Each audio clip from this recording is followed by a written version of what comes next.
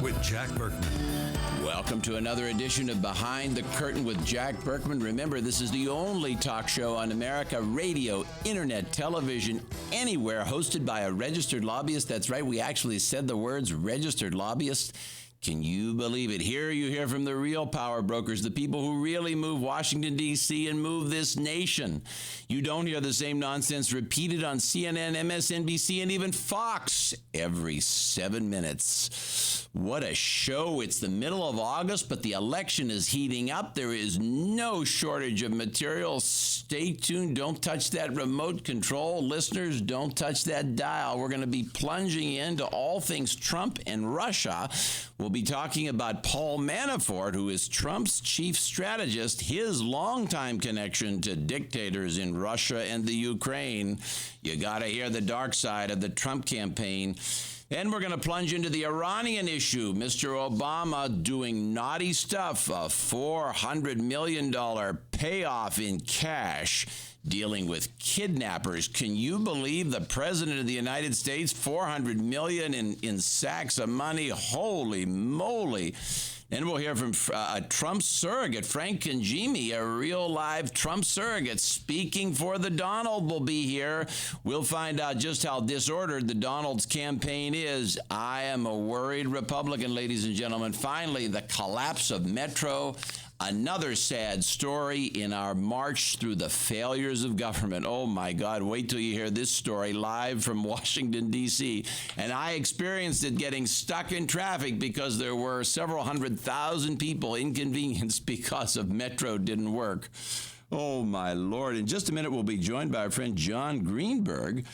He is a staff writer for PolitiFact. And a great fact checker. John will be with us in a minute. He's one of these guys that actually deals in fact. Can you believe it?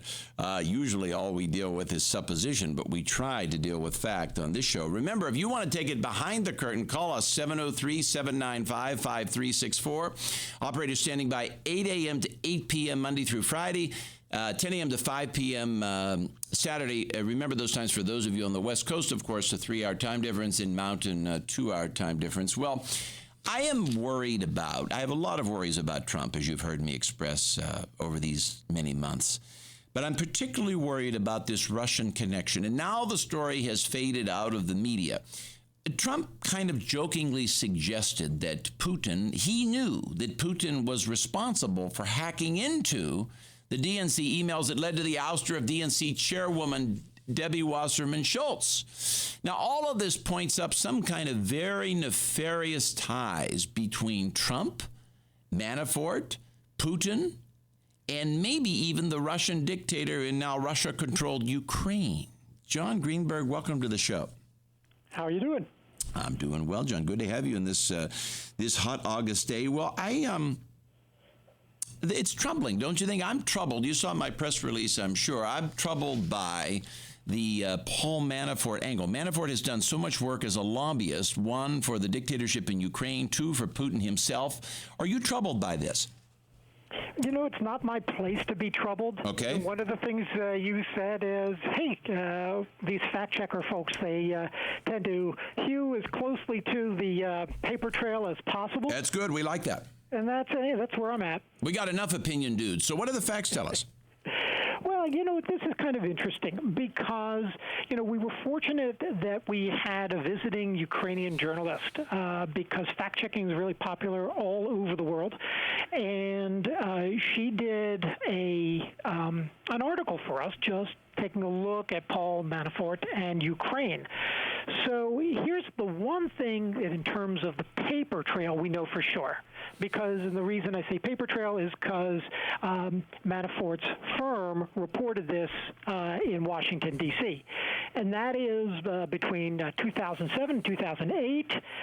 Manafort and company consulted on behalf of Viktor Yanukovych's Party of Regions. And that is the pro-Russia party in Ukraine, right? Yeah, you know, it's very interesting. You take a look at the voting map for Ukraine when Yanukovych was running, and you see the split where there's a sort of a pro-Russian minority or majority, then those were the regions that went for Yanukovych, split down the middle of the country.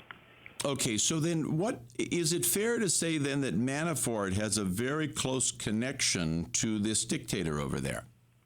Well, first of all, whether he's a dictator. Okay, that's pejorative. That's nominative and pejorative okay. and attitudinal. That's not your realm. But what are the connections? Let's talk specifically about what Manafort's connections are to him. Okay, so we're talking about Yanukovych, and Yanukovych was elected in 2010, and then he was ousted in 2014. So what seems to probably be the case, and when I say probably is the case, is that we're working off of public statements to our reporters, public statements to the press, that Manafort first got involved with Yanukovych in 2004. And then stayed involved, and we can go into some more of these details, at least through 2010. So that's a period of about 6 years where he was working with Yanukovych. Now, there's an interesting wrinkle here, that Manafort has said in a more recent interview that what he was looking to do was draw Ukraine more into Europe, not well, but of course he's saying that now. He's saying that after he became a public figure, and now he's trying to justify his actions, right? Right. There you got it on the record. I'm just giving it all.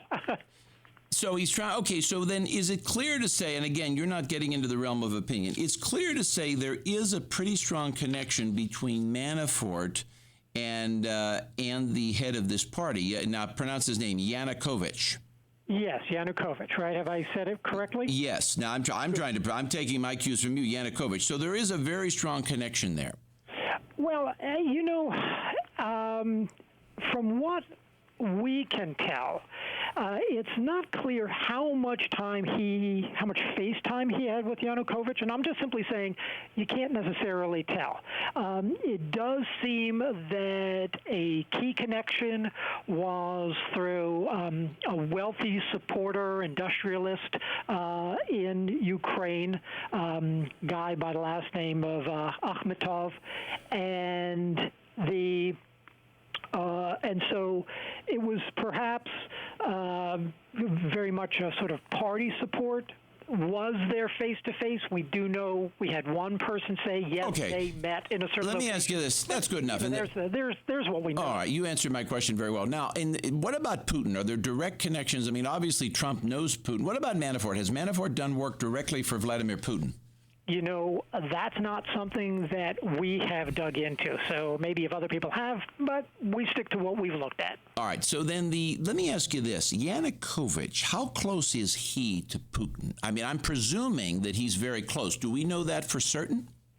The one thing that you can say for certain is that he ended up in Russia, Yanukovych, after 2014, after the ouster there, call it what you will, and that he has expressed his thanks to Putin for saving his life.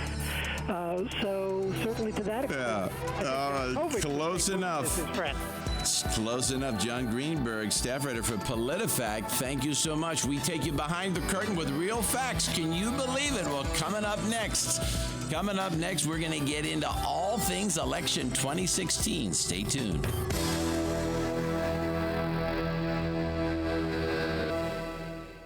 A new report from the Taxpayers Protection Alliance names the dirty dozen of municipal broadband networks that are costing taxpayers a fortune, also known as government-owned networks, or GONs. These networks are built using tax dollars, but wind up driving their communities into debt over operating costs. Let's hear from David Williams, the president of the Taxpayers Protection Alliance, for more on this. Instead of opening up the internet to more people, these taxpayer-funded networks wind up draining valuable resources that should be spent on higher priorities.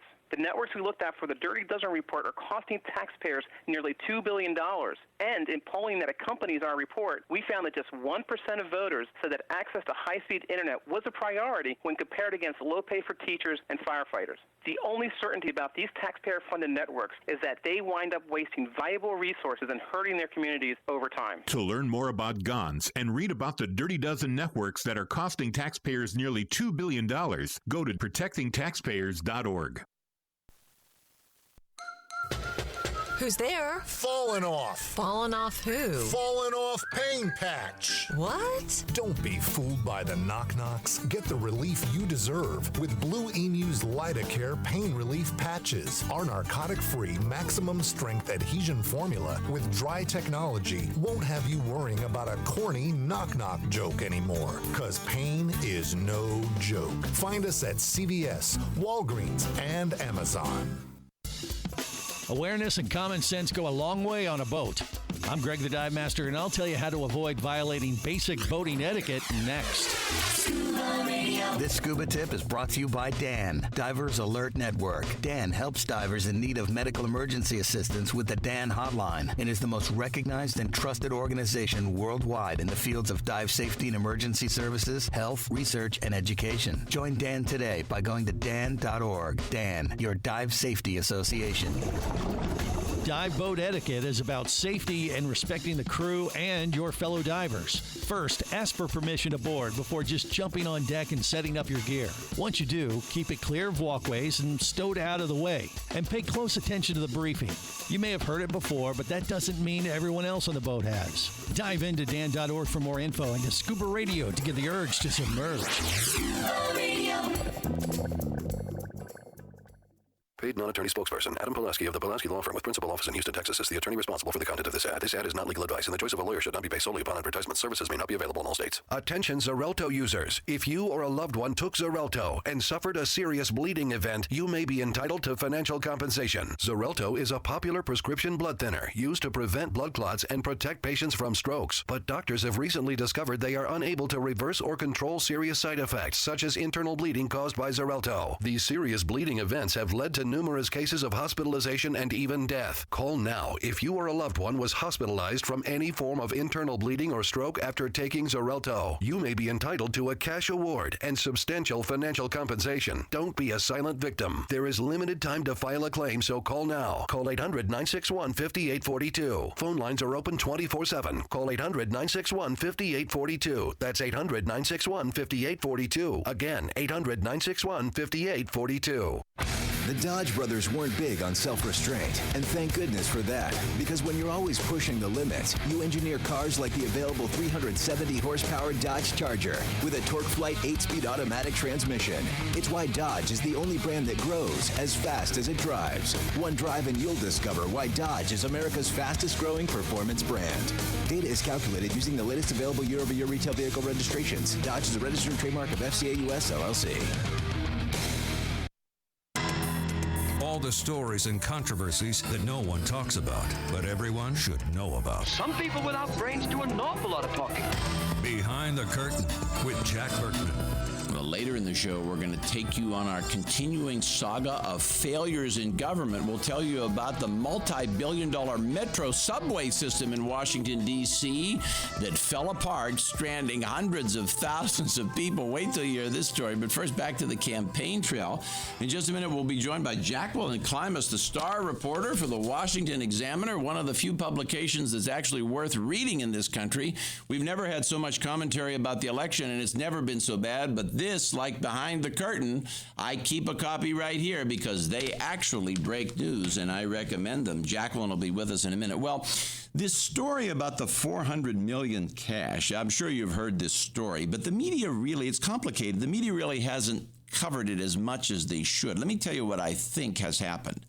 $400 million in cash was sent by the Obama administration to the Iranian government in Tehran through the Swiss, our normal channel, and the money was dropped off in Tehran. Now, Obama says that the reason we gave them this money had nothing to do with hostages that were freed, and hostages were freed shortly after the cash arrived, but we gave them the money because it was due pursuant to an international court ruling in The Hague dealing from Iranian losses in the 1979 and 1980 period stemming from the hostage crisis, a lot of complicated litigation back and forth in the decades after that, and we had a $400 million judgment against us. Now, there are several problems with this. One, if that were the case, surely the U.S. government could do a check or a wire.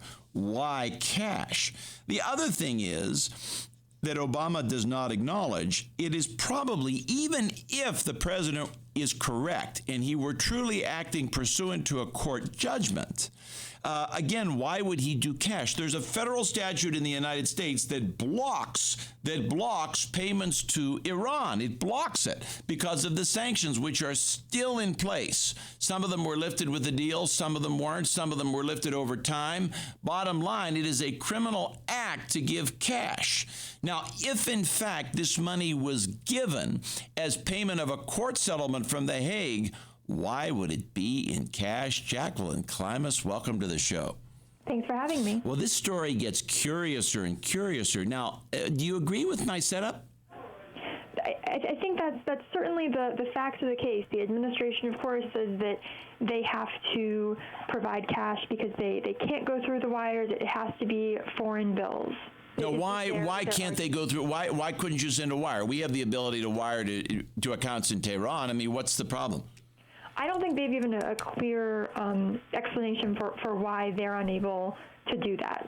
Well, okay, so then basically it's a joke. I mean, basically, do you agree? I mean, I know you don't get into opinion, you're a reporter, but I mean, basically, there's not a lot of logic undergirding that position, right?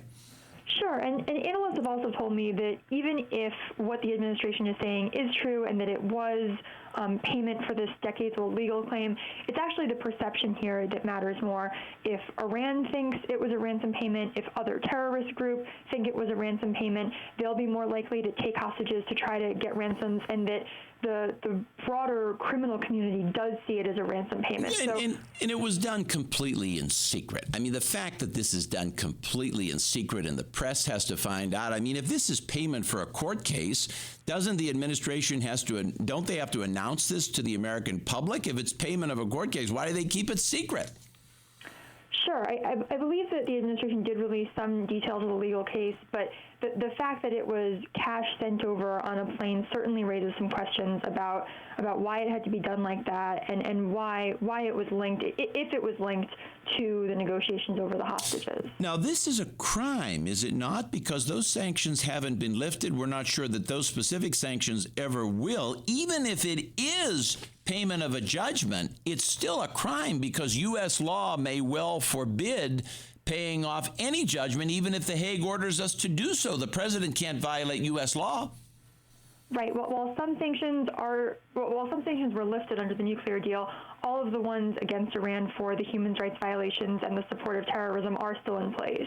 So either way, it appears the president's committed a crime. Even if he is paying this pursuant to a court settlement, a crime has been committed, hasn't it? The legal part of this is certainly a little outside of my lane.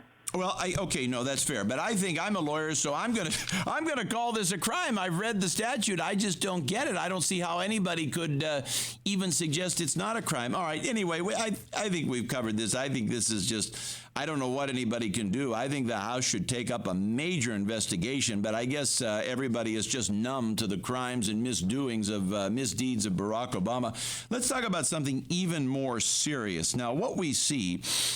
We were working with a certain Iranian nuclear scientist, and you can correct me if I mispronounce his name, Shahram Amiri. Am I pronouncing it right? That's how I understand it to be pronounced. U.S. Intel and the White House had a mole inside Iran. That was our mole. Now, he was eventually executed by the regime over there. The reason they found out about this is from information on Hillary Clinton's private server. This is what the whole thing was about. Now we know that that information was released because of her carelessness. Is that true? The information actually was first published. Unnamed U.S. officials told the New York Times several years ago that this particular scientist had gotten $5 million for the information about the Iran nuclear program that he provided to the U.S. But Clinton does mention it in her emails, in her private emails that are on an unsecured server. He shows up twice in her emails shortly before he left the U.S. for Iran in 2010. Okay, so then, in any case, even if there was an event beforehand that made this known, clearly then they still also obtained that information. We don't know if it was the first time they obtained it, but clearly they obtained it from her carelessness in using a private server, correct?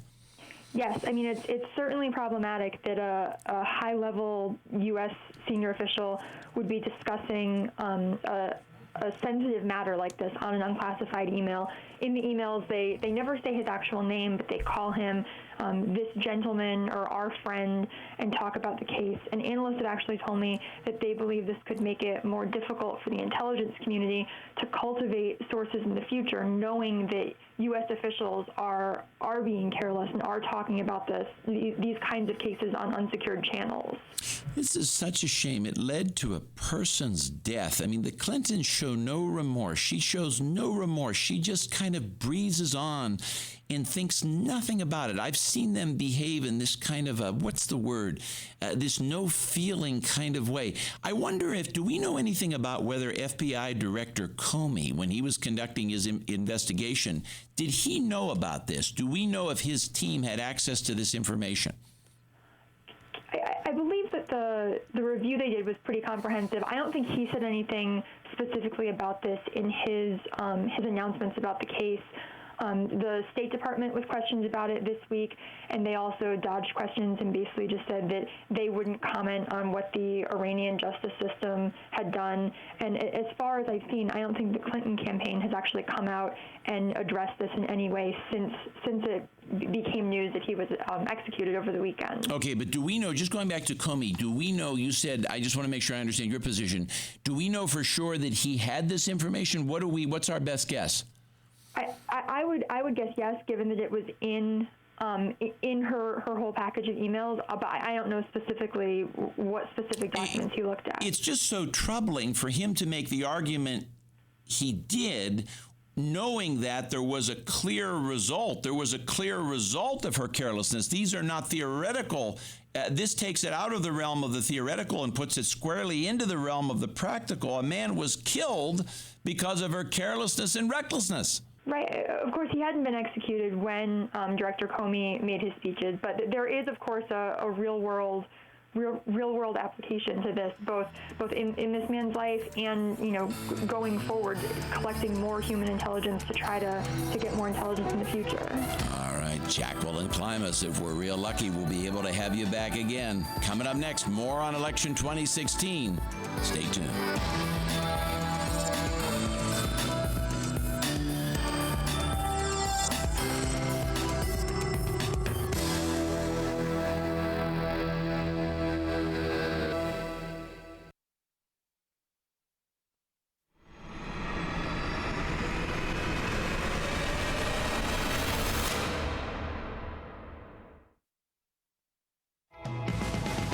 It's Alan Taylor. Are you looking for an opportunity to buy a franchise, one that you can really wrap your arms around? Crunch Fitness is really a great opportunity for you. Now, here's a fitness company that's about $10 a month to join, so even if you just want to join, it's a great deal. You want to check it out because I have been personally watching this company grow like crazy. Visit them online at crunchfranchise.com and be in business for yourself, but not by yourself, and have fun doing it. If the measure of a car was how many people it turned into people who love cars, the Subaru Outback would be worth its weight in gold, thanks largely to its symmetrical all-wheel drive. Unlike other systems that wait for a wheel to slip, it powers all four wheels all the time, all while with better fuel economy than midsize SUVs. And the fact that the Outback is made in a zero landfill plant doesn't hurt either. It's a car that is truly built to be loved. Love. It's what makes a Subaru a Subaru. And now, the Lens of Liberty. Here's Helen Kriebel. A 70-year-old church choir director in Arkansas got in big trouble for trying to protect herself and her home. She lives in a part of Little Rock where break-ins and violent crimes are common, so her home had bars on the windows. Apparently that offended some neighbors who complained to local authorities, and they had her arrested, even though the bars were already on the home before she bought it. She looked through the lens of liberty and fought back, telling the town council, "If I can find some more bars, I'll put them up on the rest of the windows." She understands what town leaders have forgotten, that the people's right to protect themselves is one of America's most important founding principles. Go to lensofliberty.org. You won't believe what you hear. I'm Bob DeRigo Jones, and this is Let's Be Fair. Until about 20 years ago, diving boards were a common part of swimming pools across the United States. In fact, a blog devoted to pools says that back then, almost 90% of pools had diving boards. Today, it says almost 90% don't have them. Why? According to an article in the Wall Street Journal, diving boards started to vanish after lawsuits over diving board injuries began producing awards in the millions of dollars. The cost of insurance to cover diving boards skyrocketed, so the springboards were quickly removed by most property owners. And that's a shame, not just because children across America are missing out on a lot of fun, but because removing diving boards can actually make a pool less safe. Let's be fair, that sounds counterintuitive, but statistics reveal that most pool injuries don't involve diving boards. They happen when people dive into the shallow end and hit their head. When there were diving boards, swimmers could quickly see which end of the pool was deep. Today, they don't have that visual guide. Learn more. Visit our website at centerforamericatv.org. Attention Nike fans. Right now at Kohl's, take 25% off Nike apparel, shoes, and accessories for the family. Everyone gets Kohl's Cash too. $10 for every $50 spent. Plus, Yes to You Rewards members earn double points on Nike purchases. This week only, and only at Kohl's. Now that's the good stuff. Kohl's. Offer valid August 7th to 13th. Select styles. Offers and coupons do not apply. See store or kohls.com for details. ADT presents What to Consider When Considering Home Security. An ADT sign is more than a sign. It's a line in the sand. On one side, your family. On the other, an uncertain world. For over 140 years, more people have chosen ADT to help prevent crime than anyone else. Get ADT starting at just $28.99 a month. Tested, trusted, proven ADT. With 36-month contract for licensing and terms and conditions, visit ADT.com. Progressive presents Mindfulness with Flow. You find yourself lying on a beach, feeling warm sand sink between your toes. You ask a passing seagull how you achieved this bliss. Saving money, the seagull whispers, by bundling your auto and motorcycle insurance.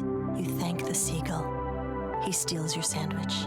Ascend to a higher plane of insurance. Bundle your policies and save with Progressive. Visit progressive.com. Progressive Casualty Insurance Company and Affiliates. Discounts not available in all states. Napa know-how.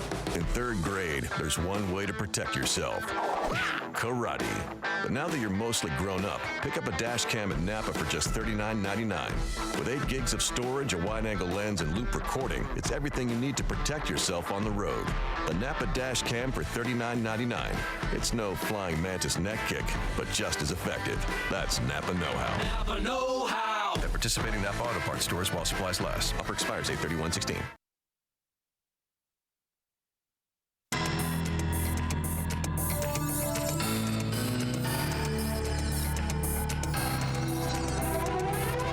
This is a universe where everything is depicted as a Washington Post political cartoon. Behind Behind the Curtain with Jack Burkman. Well, coming up later in the show, we will continue our tour of failures in government, and we will talk to you about the recent failures in the D.C. Metro. Wait till you hear about the events that stranded hundreds of thousands despite many billions spent. Oh, my God.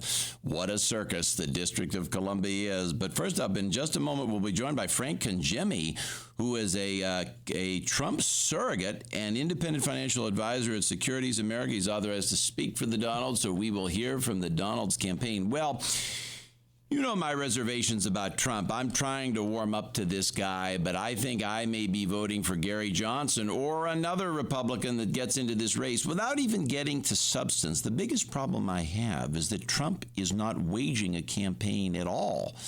I don't know of a single television ad that's even been cut. Hillary Clinton is now obliterating him, opening on some polls a 15 or a 17-point lead. In some sense, the macro climate is very favorable to Trump. It's sad to say, but the terrorist events in Nice and other places, all of this puts a focus on Islam, on foreign policy, on national security, which creates, in some sense, the perfect environment for Republicans to win elections. Traditionally, Democrats win elections if economic issues are at the fore. Republicans win elections if national security issues are at the fore. But yet Trump cannot execute. In some sense, he has the perfect environment, but he's just failing as a person. Frank Congemi, can you help this man dig out of the hole? Well, I like to think if I was running his campaign, he'd be up by 15 points. We believe that. We believe that. What's going on with Paul? That, most of these polls you can't believe because they're conducted by the companies that are owning the media. Oh, yeah, okay, but Frank, polling's all right. You can do better than that. Polling's pretty accurate now. Okay, he's way down. We'll get past the polling. Now, what's going on inside the Trump campaign? Want to hear my PG Farnworth poll? No, I want just from the he's down in the polls. We don't want to get into. I don't want to get into split hairs. My poll has him up 67% to Clinton being 19%. Okay, that's great. Now, anyway, let's moving beyond that. Tell us what some of the problems are in the campaign. I mean, I think we have to start with honesty here. We're both Republicans. What's troubling the campaign? Obviously, this is not executing. We're not going to sit here and say, oh, they're executing well. They're not. Manafort's a genius. I've known Paul for years. What's the disconnect? What's the problem here? Well, I think you have a lot of manipulation of the media to an extreme sense. You have to understand that Obama has never worked with the Congress, never worked with the Senate, so he never passed any laws. His entire legacy is on the line, which is why they're so desperate to throw anything at Donald Trump. I mean, I agree with that. I agree. That's going off in Hillary. There's talking points. I agree with all that. Trump he's talking about many good he's things. Not getting a fair shake. That's the first thing. But are there problems within his campaign? So are you arguing there are no problems within the campaign and it's all media driven against him? Well, I would say that basically he is responding to all these wacky things that come out against him. I mean, obviously he's been in the public eye for a very long time. Why all of a sudden is he a madman? Why all of a sudden he can't be trusted? That's a good point. I mean, that's a good point. It to me, it's very unsettling when you see the Democratic Party and the protests for profit, all this George Soros money in the DNC, where all these protests you saw at all these primaries were all engineered to create a perception that there is racial unrest. I mean, Occupy Wall Street, 99 Warriors, Black Lives Matter, these groups are all umbrella groups. They're designed to create media attention and a perception that's not real. And what's happening is the media is regurgitating it. People are watching it and saying, gee, this must be true because we see it on the internet, we see it on TV. I would tell you from my vantage point inside, there's a tremendous manipulation that's going on here, and we're all going to wind up paying the price for it because the Clintons themselves have had a very bad record of being honest. You make a good point. Forthright. Now, you make a good point that's not been made before, and that's what I like to have on this show, points that other Trump surrogates should be making and aren't. In other words, Donald Trump has been like this, saying these kinds of things for many years on national TV, but it's only now that the media is calling attention to this, correct? Donald's just being Donald. He's a known commodity. Oh, absolutely. I mean, this Bloomberg speech that they gave at the convention I found a little bewildering because both of them lived in New York. Only one of them, both of them could have wrote a check to fix the Wollman skate ring, but only Donald Trump stepped up to fix the ring. It's working. It's fine. Everybody loves it. Bloomberg likes to talk, but, the only thing he's known for is, how big of a soda can you order in New York? Yeah, that's true. Okay, but let's get back to the campaign now. Are you happy with the way the campaign is running? Clearly, there are problems. Trump has cut, for instance, has he cut any ads? Has the campaign released an ad yet? Well, normally people advertise when they want to attract, and what's happened is through this entire campaign, he hasn't had to spend any money. He hasn't had to run any commercials. I think issue-specific commercials, which since he can't get his points out from the media, like his tax plan and his economic message went out the window because of this other supercilious stuff that they were talking about. And this is what happens. You got Hillary Clinton comes out with okay, no, we know. Here's what I want to get onto, though. No, I respect you as a surrogate, and you're doing a great job, and I agree with all the negative things about Hillary, but what I'm getting at is the internal of the campaign. For instance, he's not cut an ad yet. Don't you think as a matter of strategy, if Hillary Clinton is up on the air spending millions in swing states, don't you think we should be fighting back? Well, I think we should be fighting back, but I think just to fight back and do anything, what they're probably doing, okay, and I'm not in the brain trust, but what they're probably doing is they're focusing on the message. And to be honest with you, you've been doing this a long time. Nobody pays attention to the presidential election until after they come back from the beach on Labor Day. So I think he still has a few weeks where he can get out there and he can say the things that have to say. Obviously, the economy is the top order. Because the economy hasn't been working, it's because people feel like they're being held down, and that's where all the frustration is coming from. I think fighting for $15 an hour jobs is not the issue. Obama and Hillary, they've been around a long time. They should have been opening up the union jobs for $30, $40, $50, $60 an hour jobs. Those would have been the infrastructure jobs. Those would have been shovel ready. And instead of Obama doubling the deficit in his 8 years, he should have been concentrating. You know why they don't want those jobs? People up. You know why they don't want those jobs? Because they want to keep people dependent on the government. If people have $60 an hour jobs, if you have good manufacturing jobs, Democrats don't want that because they want everybody addicted to the government on welfare, don't they? Absolutely. They want everybody.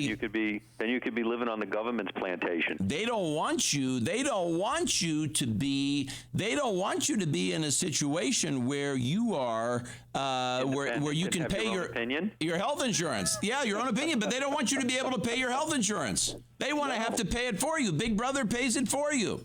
Or have to go to a 2-year school, a 4-year school, and be able to afford your own tuition. All right. Now, with the campaign, though, aren't you concerned? If you look back to 2012, one of the problems with Romney is Romney kind of didn't have enough money. He didn't want to spend that much of his own wealth. And during that time when Romney, if you look between maybe June and September, Romney couldn't spend money in places like Ohio and Florida. And Obama just obliterated him by having all the money in the world and running ads all the way from May or June to September. The same thing is going on now. Hillary Clinton was trailing in Ohio. Now she's ahead. Florida's about a toss-up. But she's ahead. Aren't you concerned? She's ahead in Georgia, North Carolina. My goodness, if that were to hold, this would be a rout. Well, I think, she's leading him by the margin error, which is not a huge lead. I mean, just think about it. For the most qualified person in the history of the country to be running for president, you think obliterated would be more than 5 or 6 points. So I'm not too concerned at this point. I think they could be doing a better job on the message, but I think that's just because they're honing their strategy. So you think is this a situation where Trump is holding back until after Labor Day and then will release a full barrage? I wouldn't say that he's holding back until Labor Day. I'm just saying that I don't think people are really going to pay attention until they come back from their vacations. Do you, all right, that's a fair point. Will Trump spend... 60 days is more than enough time to make up your mind. We've been going out this for years. I guess that's 60 true. 60 days is not a long time at all. I have argued way back since May that the number one variable in this election is whether Donald Trump would spend his own money. He's raising money. He won't raise that much. I mean, maybe he can raise $200 million. She's going to have $1 billion too. The real issue is whether he puts in $200 million of his own money. Isn't that the case? I don't think I can't even imagine Democrats, as disorganized as they are, uniting against one of their own. So to see people, especially Republicans, organizing against Donald Trump just because they don't like him, my vantage point inside this campaign is this is really the battle of the billionaires. You've got a lot of billionaires on the Democratic side. You've got a lot of billionaires on the Republican side. And billionaires by nature, because of what I do for a living, are very petty people. They already have everything else. So the only thing that they can fight over is like little things, personal slights, things like that. A good point. And I'm amazed to see billionaires going at it with so much on the line, being so petty. And I think that is the metaphor for this entire campaign. People are worried about their own individual interests. They're not thinking about the future of the United States. Well, nothing new under the sun there. Frank and Jimmy, thank you so much. If we're real lucky, we'll be able to have you back. Well, coming up next, we're going to continue our tour of the failures in government. Stay tuned.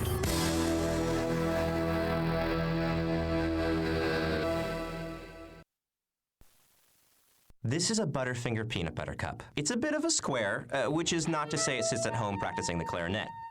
This is a Butterfinger peanut butter cup. It's square on the outside and bold on the inside. A cup that dares to mix crunchy bits of Butterfinger right into its creamy, smooth, peanut buttery goodness. A cup that grabs life by the wrapper and says, yeah, life, give me more of your crispity, crunchity Butterfinger bits. Smooth and crunchy Butterfinger peanut butter cups.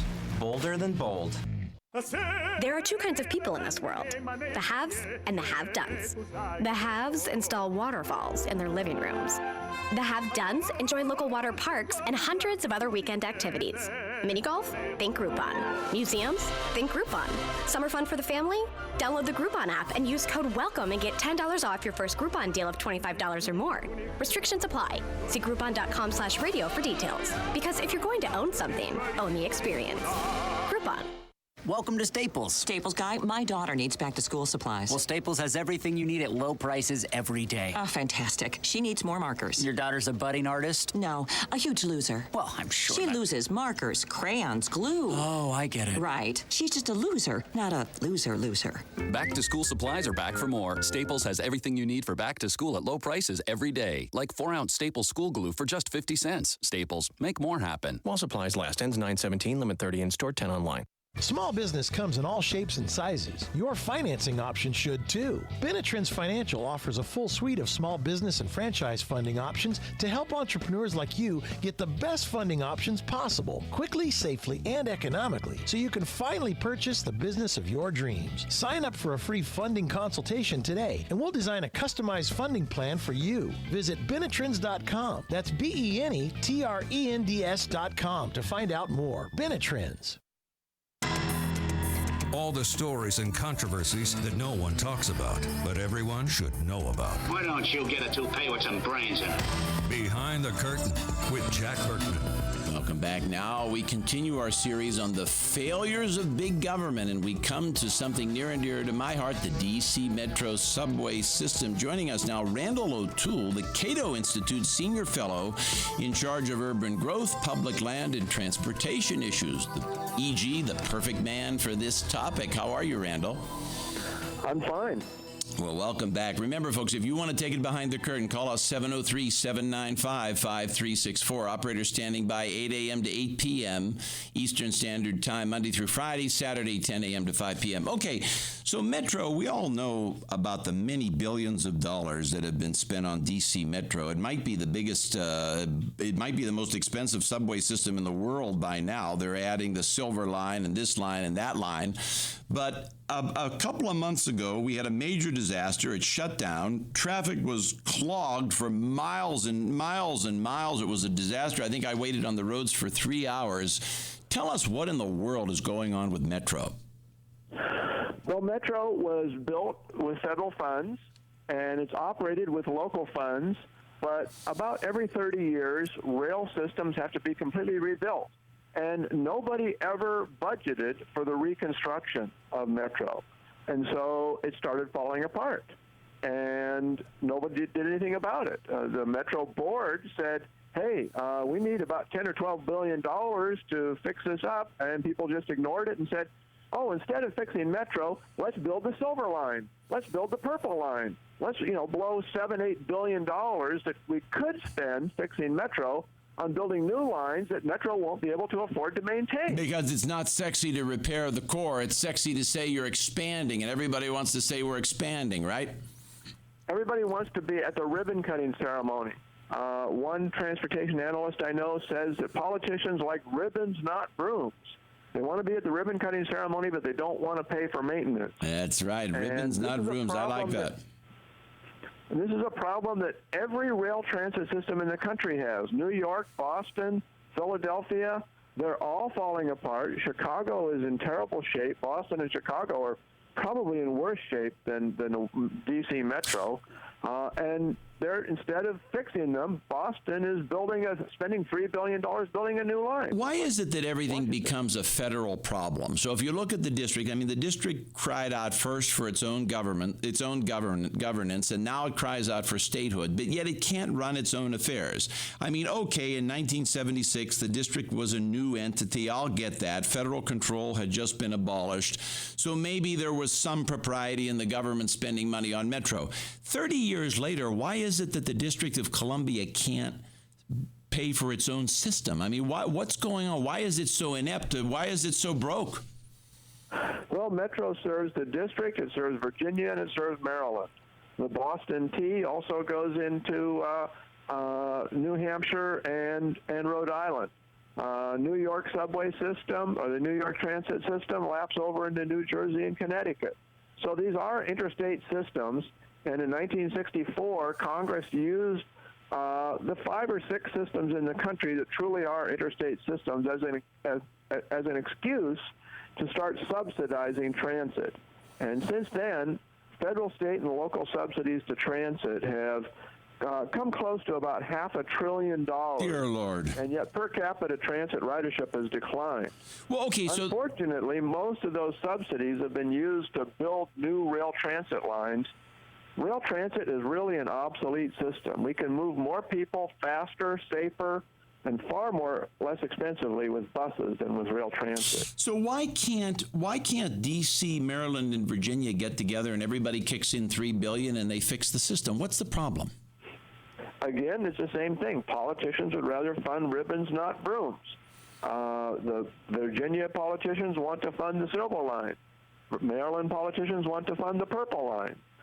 And once they're done with those, they're going to come up with some other crazy scheme to fund instead of funding maintenance. So they're literally... This is a problem that every transit agency has. These people are literally risking lives. They're risking lives, not to mention shutdowns and inconvenience, but for their own political purposes, politicians in the district, Maryland, and Virginia are literally risking the lives of people riding on these metros.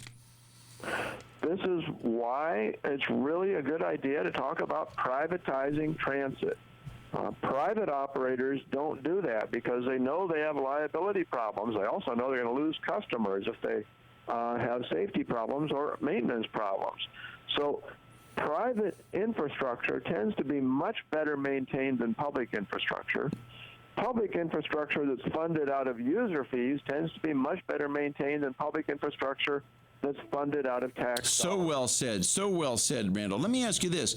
Can we solve the infrastructure problem in the United States basically by privatizing it all and let the private sector fix it for 1/10 the cost? Is that the answer for roads, bridges, airports, maybe everything?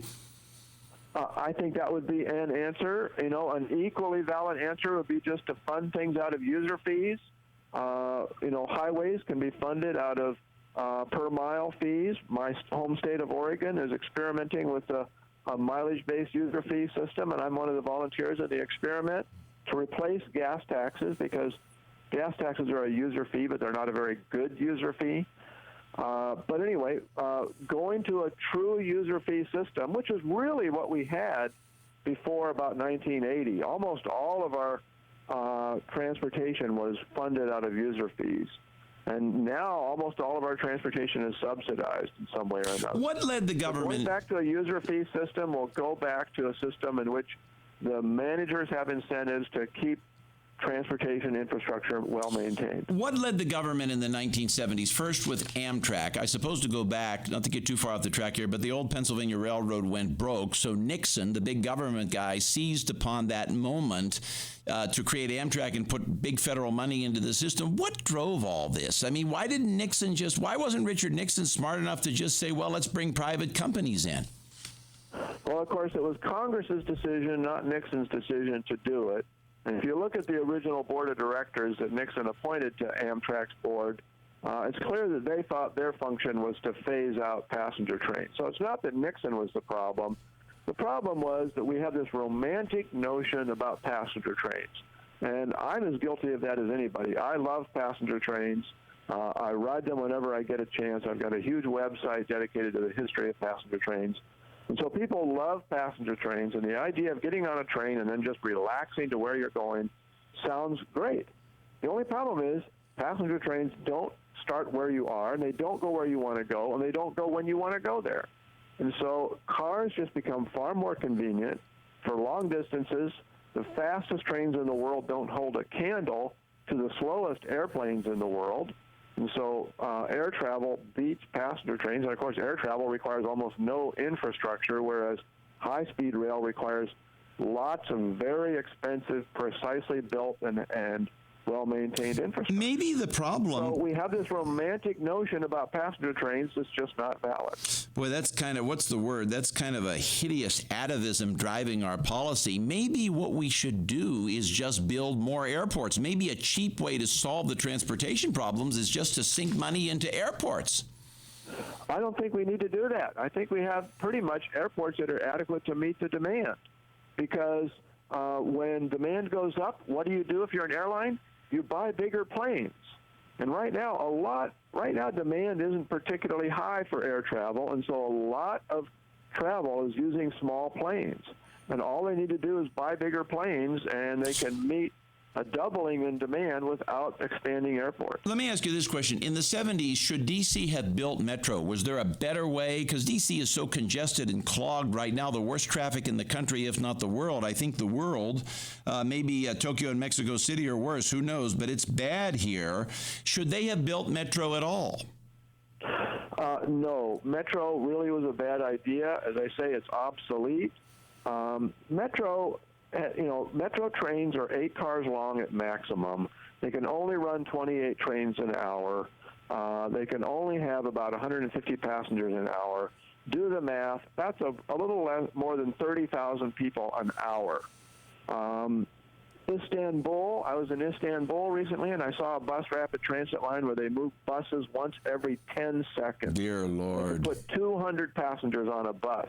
That means they can move 40,000 people an hour. We're beaten in a country where the average per capita income is something like $7,000 or $8,000, if that, and ours is $57,000, and we're losing the transportation war to the Turks. And China just opened up a new busway that can move one bus every 10 seconds.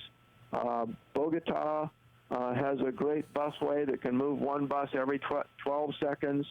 And so buses can move far more people than rail transit. All right. Sad story of American waste. Randall O'Toole, if we're real lucky, we'll be able to have you back again. Randall O'Toole, ladies and gentlemen, Cato Institute Senior Fellow and expert on transportation. Remember, if you want to take it behind the curtain, call us 703-795-5364, 703-795-5364. Operators standing by 8 a.m. to 8 p.m. Monday through Friday, 10 a.m. to 5 p.m. Saturday for those of you on the West Coast. And Mountain Time, remember, all times, Eastern times. We want to hear from you because you, the viewer, you, the listener, make this show what it is. Okay, that wraps it up. We'll see you next week.